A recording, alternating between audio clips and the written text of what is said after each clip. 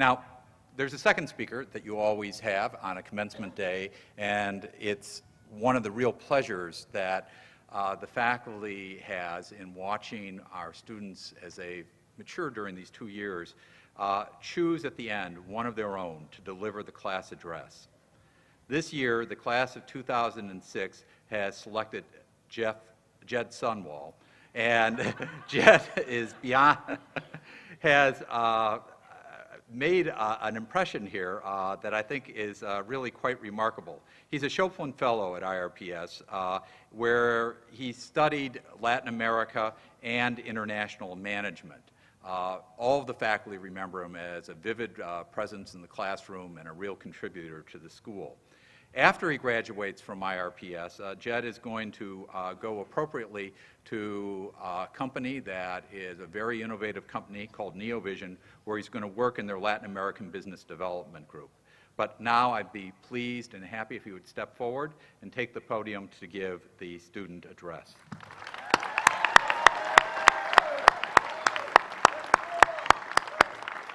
Thank you. Very hot. Thank you for your remarks, Jonathan, Dean. I'm very honored to be here, to have this opportunity. I have to admit I was kind of confused when I found out that I was even being considered for this. As far as I can tell, I really haven't done much to distinguish myself while here at IRPS other than misuse our online bulletin board system. So we use this system to communicate about classes and social events and stuff like that. And sometime last year, I started, anytime someone's cell phone went off in class, I would find some surreal image off the internet and post it to this bulletin board saying, someone's cell phone went off and this is what it made me think of. And it was like a wolf playing a guitar or a unicorn, something really weird. And unfortunately, this misled people to think that by choosing me to speak, I'd treat everyone as some sort of multimedia event. But my acumen with computers doesn't really go much further than finding weird images on the internet. So I have to apologize. All I'm going to do is talk while I'm up here. I feel like this is a pretty good opportunity to explain to our guests exactly what we're celebrating here. I don't think anyone who hasn't been through IRPS can really understand what it's all about. So I'll speak for myself, but I imagine that my experience is shared by many of my classmates. I came here about 2 years ago from DC in an effort to further the pursuit of the things that I find most compelling in life. Power and gold. And I cannot tell you how disappointed I was at first. All of my economics and finance classes that I took seemed to teach me that, theoretically at least, it's impossible to make any money. This is what I learned. And then my political science classes were just far too difficult for me. And so, I was frustrated because, it seemed that this Master's of Pacific and International Affairs wasn't going to be the shortcut to world domination that I thought it would be. But along the way, despite my frustration, I got to know my classmates. And it's this amazing group of people who seemed motivated by a desire to make an impact and to make the world a better place. And these things seemed strange to me, but I was astounded by the lengths they would go to accomplish these goals. They'd study economics, learn to examine the world in economic terms. They'd study the way people govern themselves. They mastered finance. They made an art out of finance. Mastered the boring magic of the regression.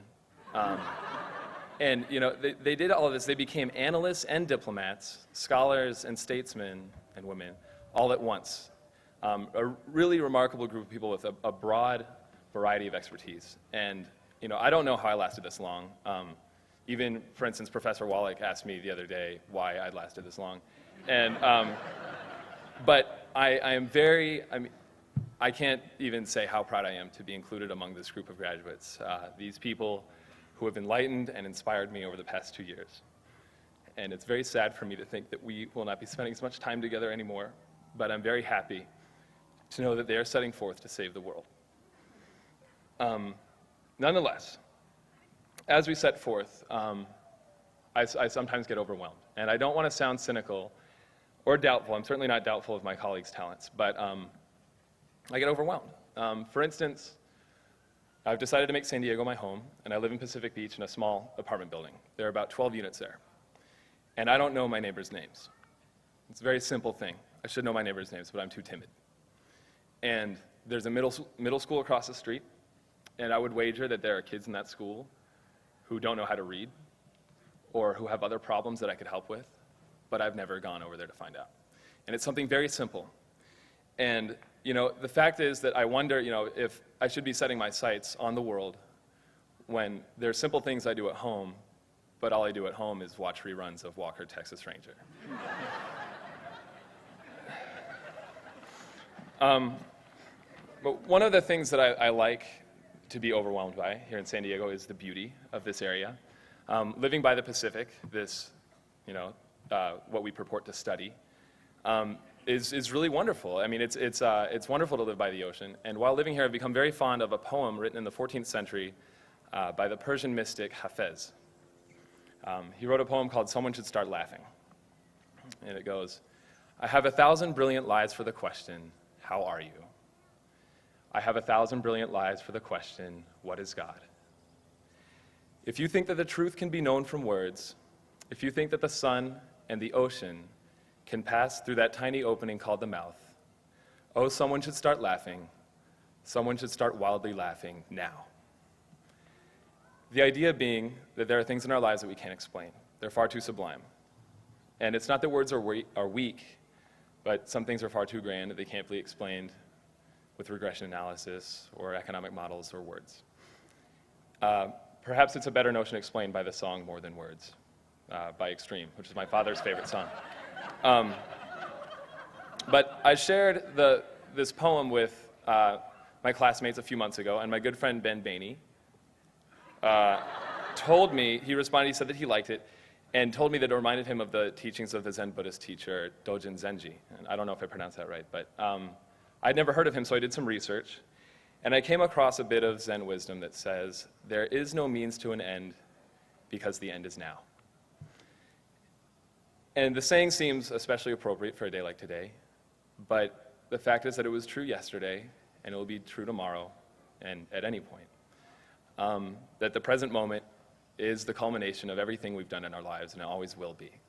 And I think that's important to remember. So I can't think of a better time than right now to stop, and before we think about what's next, to take this moment to celebrate, to appreciate one another, and to thank one another, to thank our faculty and the staff here at IRPS who have given us these 2 wonderful years, and to thank our loved ones who are here celebrating with us. And Hafez was right. There are not words to describe moments like these. Congratulations is nice, but doesn't quite cut it. I'm sure we'll be cheering later, which is better, but I really think hugs are in order. Thank you very much. Congratulations.